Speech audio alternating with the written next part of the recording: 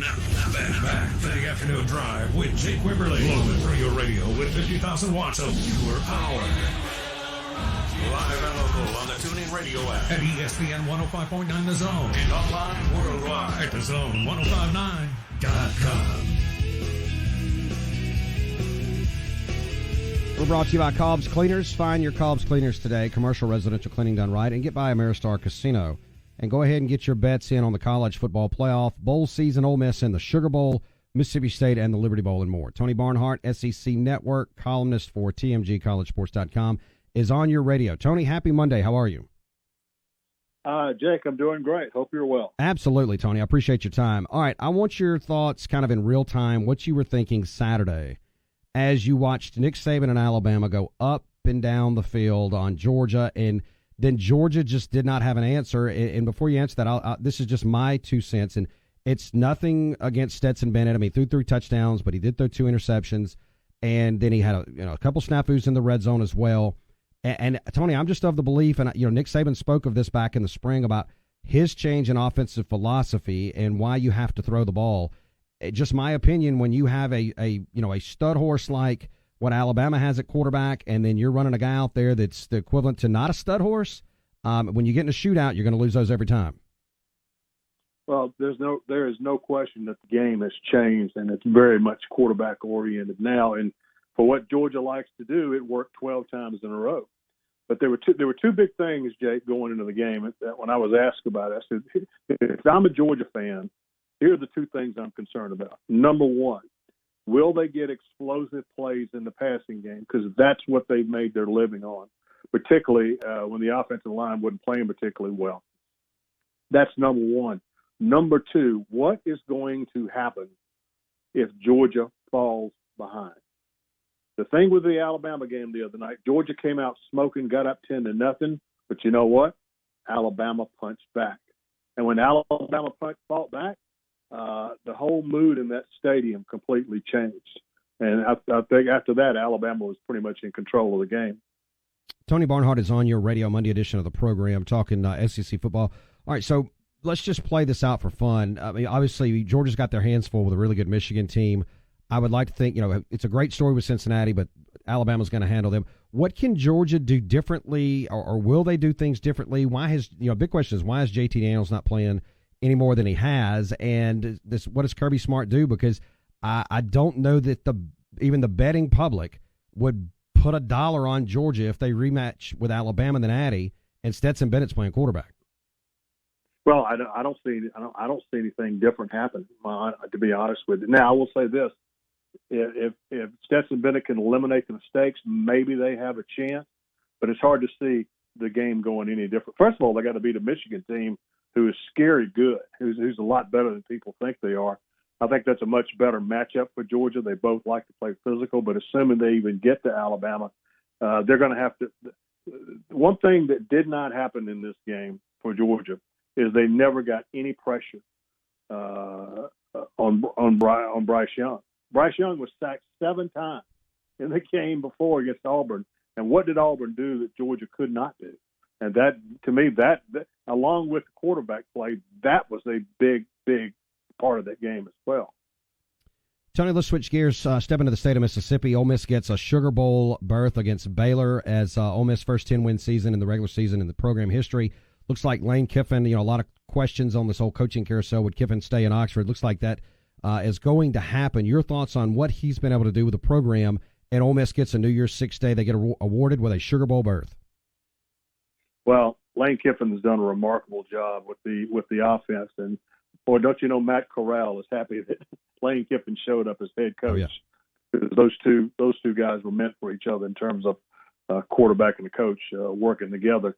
I think Lane looks around at everything going on. He said, I got a pretty good gig here in Oxford, Mississippi. It's good quality of life.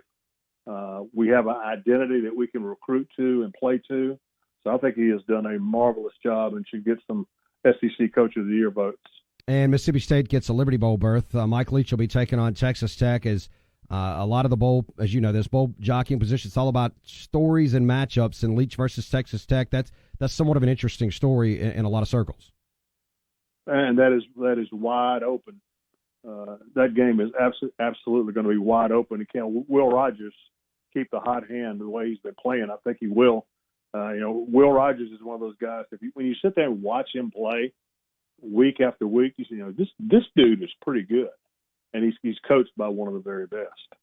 Tony Barnhart, Monday edition of the program, talking SEC football on your radio. All right, Brian Kelly to LSU. I wanted your thoughts on that. Kind of grading the hire. A lot of jokes being made about Brian Kelly and his Sweato country accent at the basketball game the other night. But when you get past all that, Brian Kelly, the football coach, paired with LSU in that machine, what do you kind of forecast for the future for that program?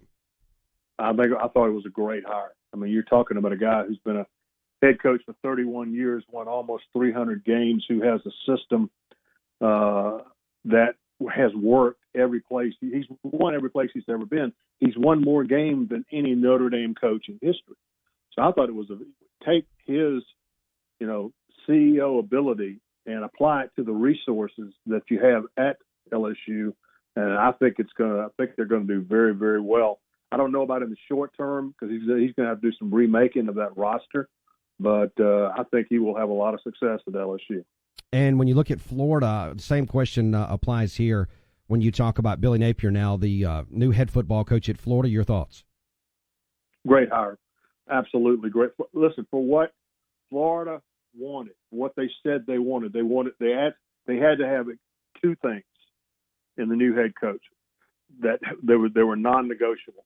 One is a brilliant offensive mind who knows how to recruit and develop quarterbacks, and Billy Napier's got a great track record. I think they are 31, along with the championship game. They're 32-5 in their last 3 years under Billy Napier.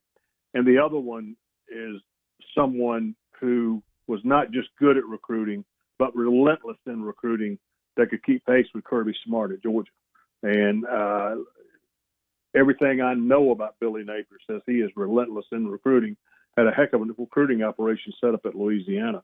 So I think for what both of those schools, LSU and Florida, needed and wanted in their hire, they filled the bill. They checked all the boxes. Tony, Brett Venables finally gets a job. His name has been on the radar for a number of years. Much like Billy Napier, much like Lane Kiffin on some of these bigger jobs, takes the Oklahoma job. Dabo Swinney, Clemson, dipped a little bit this year, didn't get the quarterback play that they wanted out of Uiagalelei, and now he loses a big-time coordinator, a big piece of that puzzle, so to speak. What do you forecast for Clemson? Do they bounce back next year, and are they back in the conversation nationally? Well, Clemson will absolutely bounce back. Everybody talks about, they're having a down year, and by their standards, they did have a down year. But Dabo Swinney and his staff are still recruiting at a very high level. Now, they won't have any problem. Brent Venables, I have a great deal of respect for. I've known him a long time, and he will do a great job at Oklahoma. And some of the Oklahoma people I've talked to are just absolutely thrilled. It's like hiring Bob Stoops all over again for them. So I think he will do well, and Clemson will bounce back next year. Let's get you out the door with this. Just kind of forecasting again, Lincoln Riley to USC. How quickly can he turn that program around, and do you expect him? I don't want to put the Pete Carroll label on him. Can he get him back to that level?